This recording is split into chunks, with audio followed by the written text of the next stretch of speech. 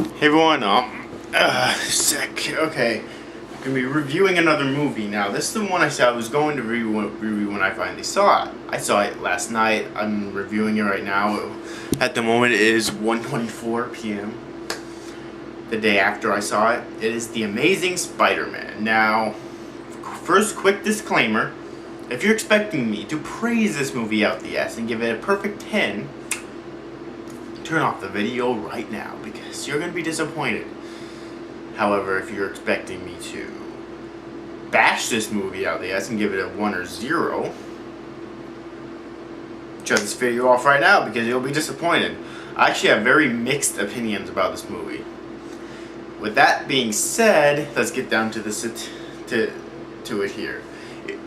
The Amazing Spider-Man is the reboot. I call it a remake because 1, it's a remake, and 2, there was already a sequel, I believe, confirmed for 2014, and generally reboots don't have sequels. Remakes do, but reboots usually don't have generally don't have sequels.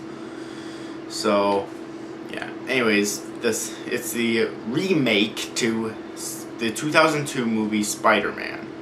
Yeah, see, I can see through all the bullshit, okay?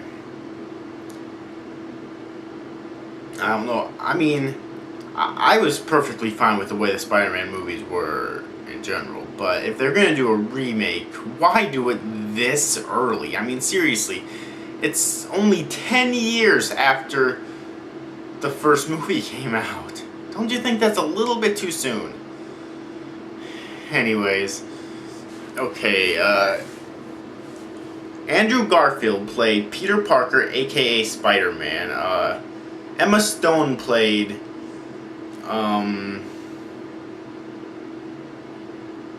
what's her fucking face? I can't even remember now. The movie was directed by Mark Webb, produced by Avi Arad, Laura Ziskin, which is kind of interesting because they're the ones who produced the original trilogy. And also produced by Matt Tallmadge. I'm not exactly sure if he was involved with Sam Raimi's trilogy or not. Alright. Story by James Vanderbilt. Based on The Amazing Spider-Man by Stan Lee and Steve Ditko. Starring Andrew Garfield, Emma Stone, Reese Flan as Kurt Connors, aka the Lizard.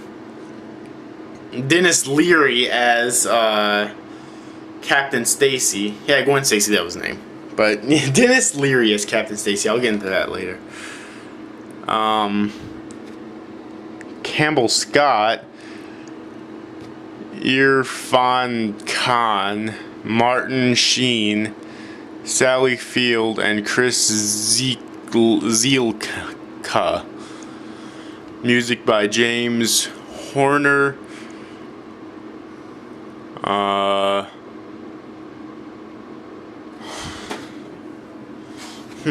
Yeah.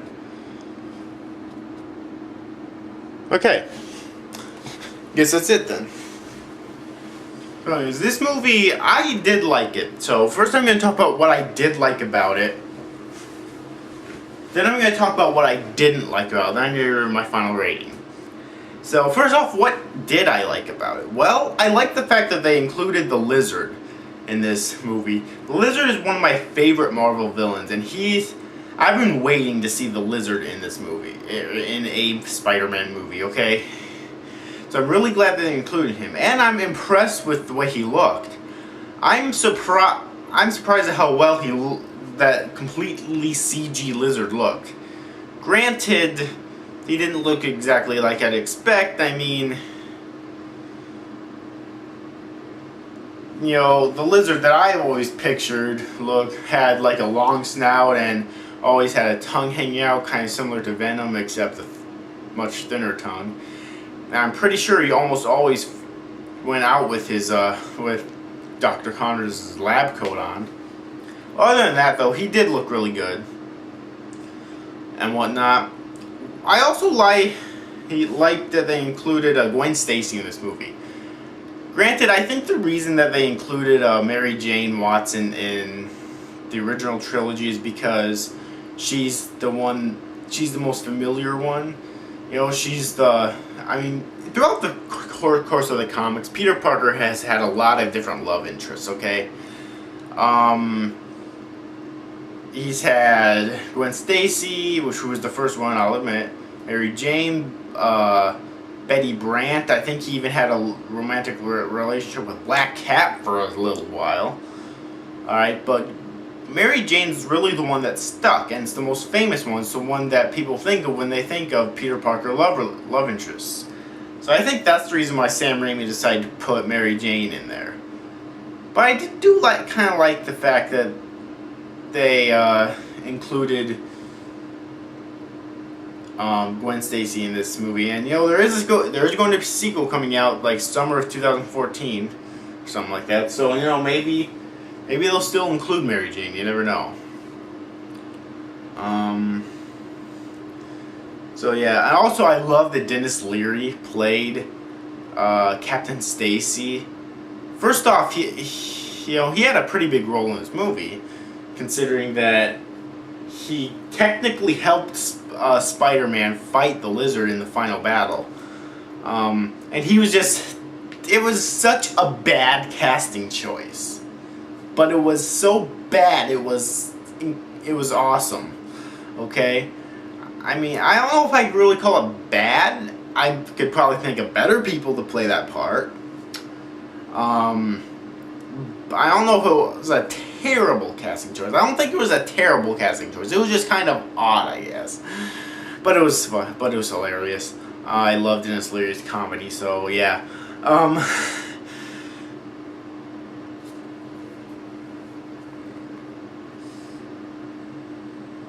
Another thing that I found to be kind of interesting is Andrew Garfield as Peter Parker, aka Spider-Man. You know, and that's one thing I never got. People said that Tobey Maguire looks nothing like Peter Parker. Well, guess what? Andrew Garfield doesn't either. You don't want to know why? Because the Spider-Man comics ran for a very long time, okay? And Peter Parker has had so many artists over the years. He has had so many different looks that there's no way to actually get someone who looks like him because he has so many different looks.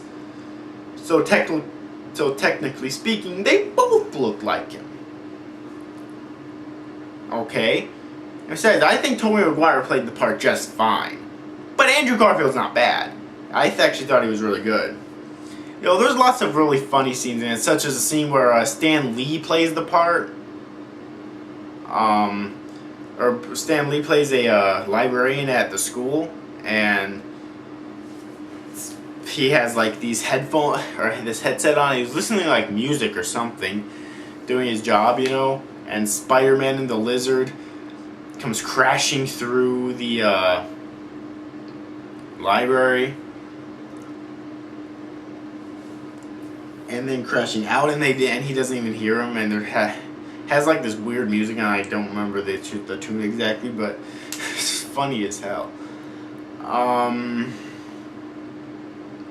Also, I find it kind of weird that Peter tells Gwen Stacy who he is almost immediately after they start going out, because I'm pretty sure that never happened in the comics. I'm pretty sure he was always pretty secretive with that kind of stuff. And whatnot. But yeah, it's just little things like that I really enjoyed in the movie. All the actors pretty well played their parts. I mean, I prefer Tobey Maguire over Andrew Garfield, but Andrew Garfield did a really great job. I prefer Dylan Baker over this weird guy who played Connors, but this guy did a great job. I preferred the Spider-Man 3 Gwen Stacy over Emma Stone, but Emma Stone did a great job.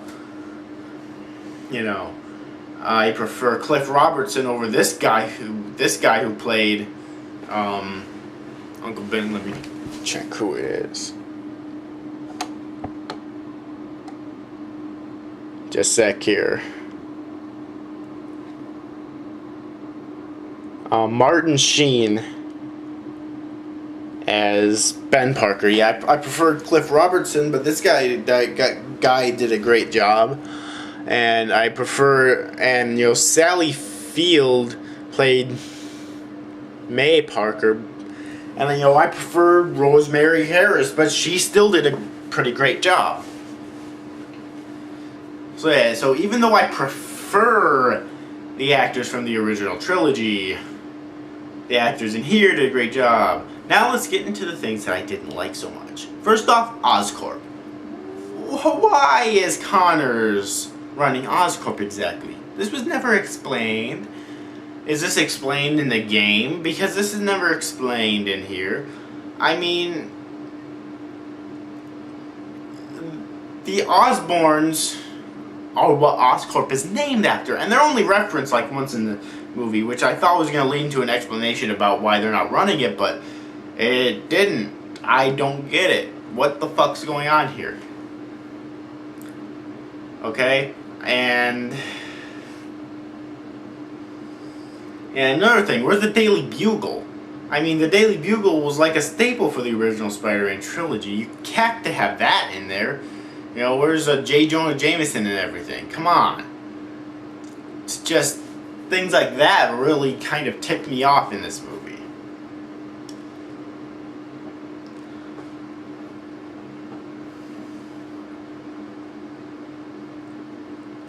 Alright, and but I don't really have a lot of bad things to say about this movie.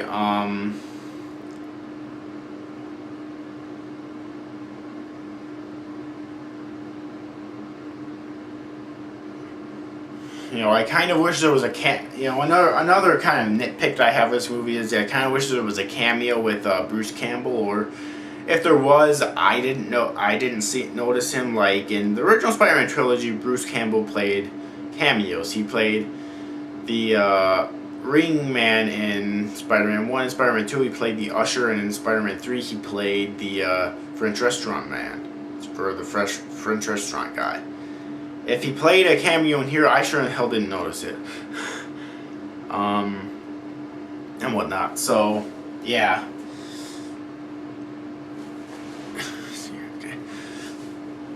But I liked this movie. I did. I don't think it's a great film, though. That's the thing. And I think it could have probably reached 3 hours, quite honestly, just to maybe add a few scenes with the Daily Bugle in there and explain exactly why the Osborns don't run Oscorp. The company started by Norman Osborn, and the company, that's how it's got its name. So I'm going to give it a 7.5 out of 10. Because I like it better than Spider-Man 1 and 3. But I still don't like it as good as Spider-Man 2. Spider-Man 2 is still my favorite movie of all time, alright? And so I guess that's it for this review. Rate, subscribe to the good stuff, and see you after. Thanks for watching. Bye-bye.